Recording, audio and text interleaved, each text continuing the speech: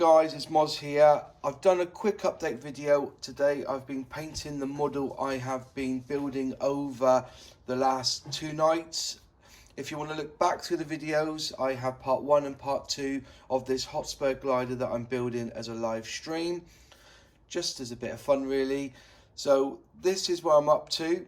I'm just going to go now into the video and just explain the processes I've got to get this far, and hopefully on the stream for part 3 we'll talk about some of the ways I'm going to camouflage the top and finish off the model, and that will be a live stream tonight. So if you're watching this now, it will be at 8 o'clock tonight. If you're watching this 2 years, then you'll probably see it in the part 3 stream. Okay, so let's go on to the video now and see me airbrushing this Hotspur glider. Cheers. So guys, I've finally got the model to the spray booth, and as you can see, I'm talking over it because there's a lot of noise in the background with the ventilator going, or shall I say the extractor going to remove all the fumes. I'm preparing the paint now. I've used a Tamiya XF3, which is quite a rich yellow. It's a flat yellow, so hopefully it will give like a matte finish.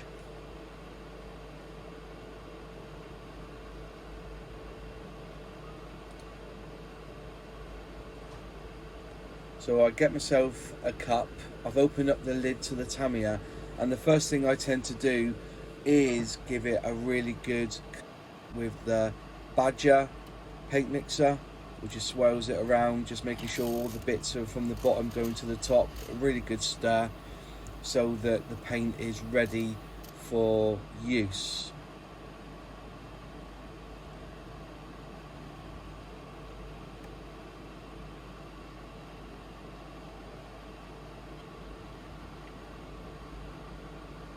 So now here we go. I just check the consistency and then I pour it into the cup, just a little bit.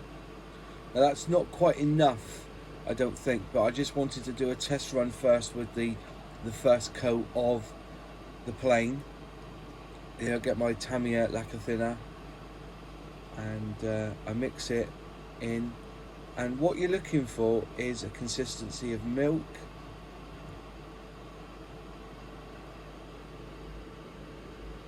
I just give it another stir, and I've not put enough thinner in it, so I'll be adding a little bit more. I'm just testing at the side. I'm really sorry that the angle's a bit crap, but I'm trying to do this from the angle of how I'm seeing the model, so it's actually right by my face, and I'm just stirring it as much as I can just to make sure that the consistency is right for spraying.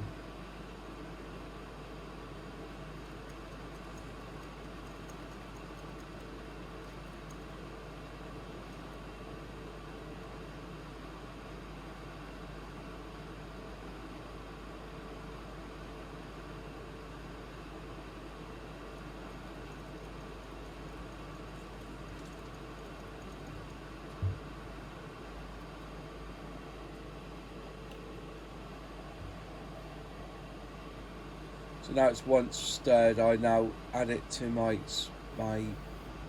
airbrush. It's the Ultra today, the H&S Ultra. I just try it out on the side there, and then I just start spraying on top of the model. Just making sure that it's coming out nice. Spraying over the wing, then down to the fuselage, giving it a little turn as I spray. There's so many different people who have different techniques on how they spray, but this is how I tend to spray my models. If I think it needs a little bit more, I put a little bit on. And I spray it over, giving it light coats, and then as you can see, I try and do it in lines, making sure it all gets a good covering. Remember, it doesn't matter where it goes, because I'm going to be covering it over with the flat earth from Vallejo later. Oh.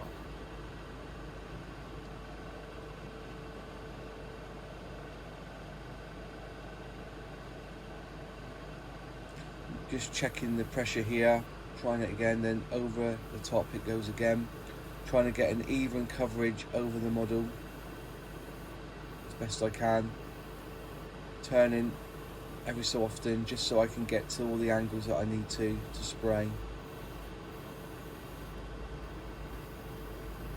Sometimes you get a little bit close because there's different angles, and so when you're getting closer you pull back on the trigger.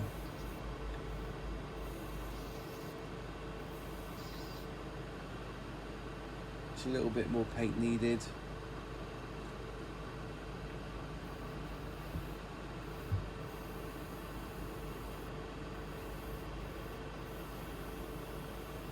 Just going over it nice and fine.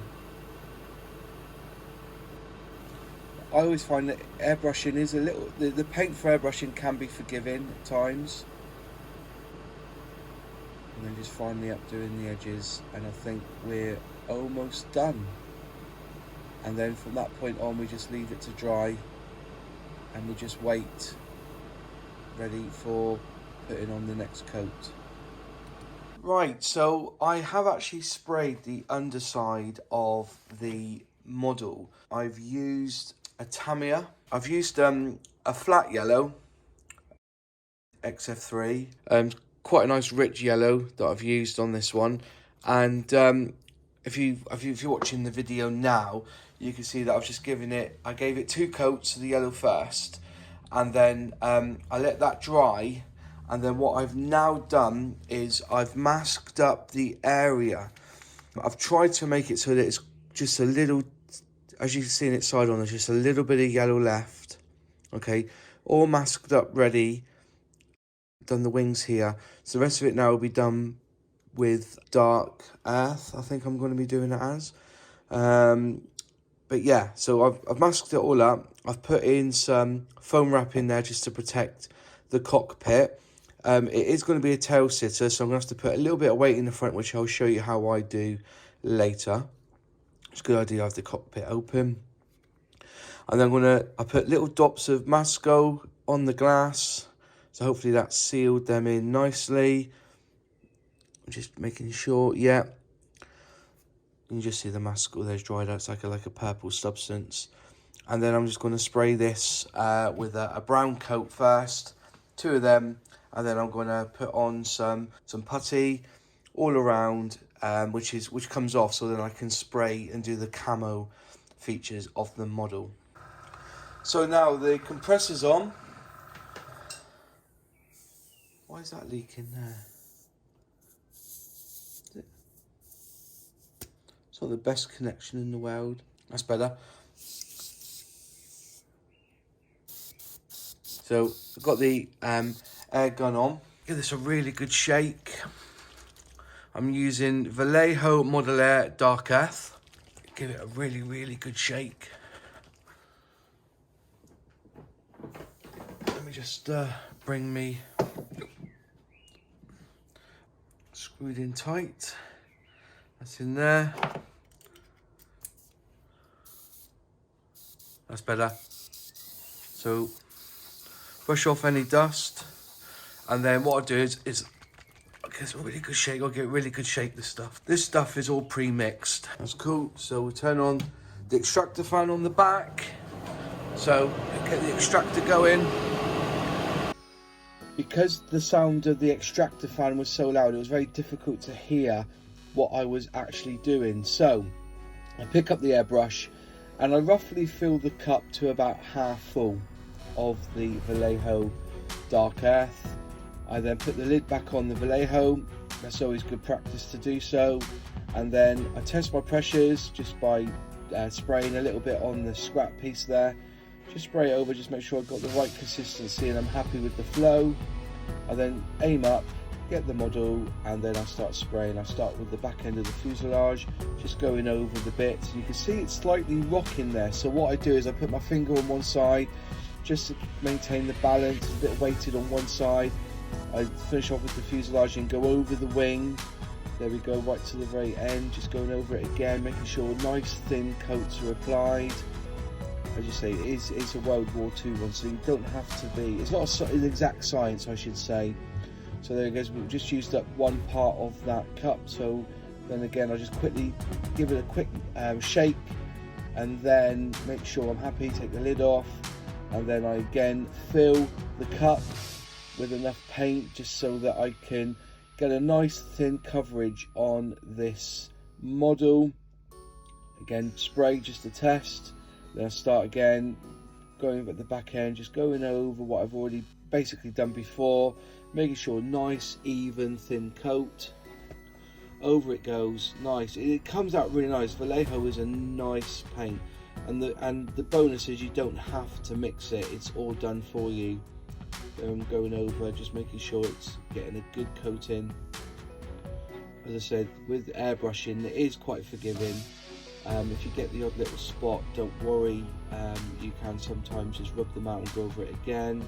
So then I turn it around using my finger again, just for sort of like a balance, and then I start going through the nose, going around where the cockpit is.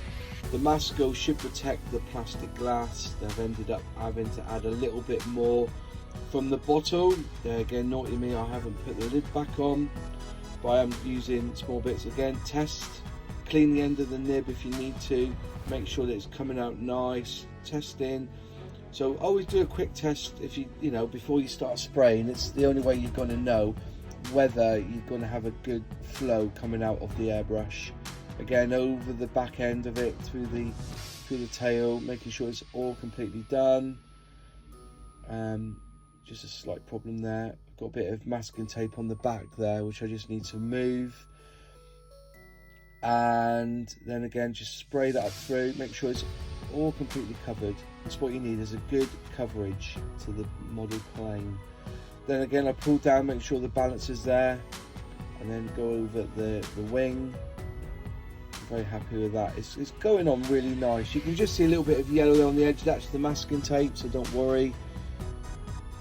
But yeah, it's having a good coverage there. Don't miss there. It's amazing when you turn the vehicle around that you can see some little bits that you've missed or you're not happy with, so you can go over it again.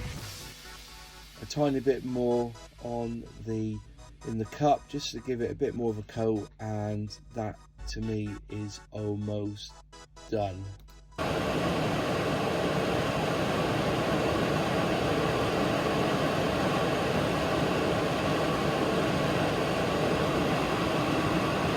And then I'll turn this off because I think I need to clean up the airbrush, so I'll just put a little bit of Tamiya thinner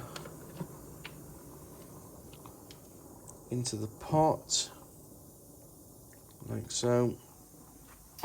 Oops. Just blow that out, blow that through. So that's empty now. Then what I do is I get some of this and I just spray that into the cam, blow that through. It's good stuff, this cleaner.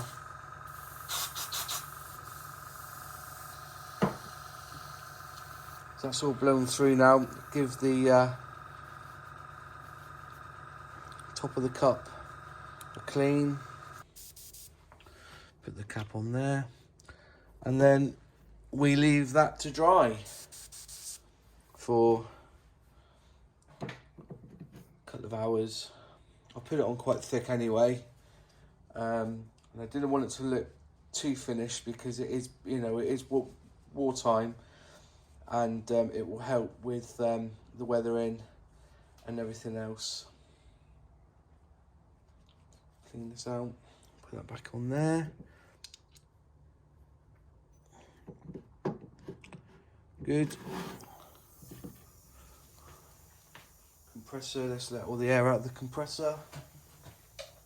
And so we'll leave that to dry now, and if it needs a little bit of a rub down and one more coat, I can give it a final coat later. But I didn't want it to be too good a finish, because as you can imagine, it's wartime, and I just want it to look like it has been either hand painted back in the day.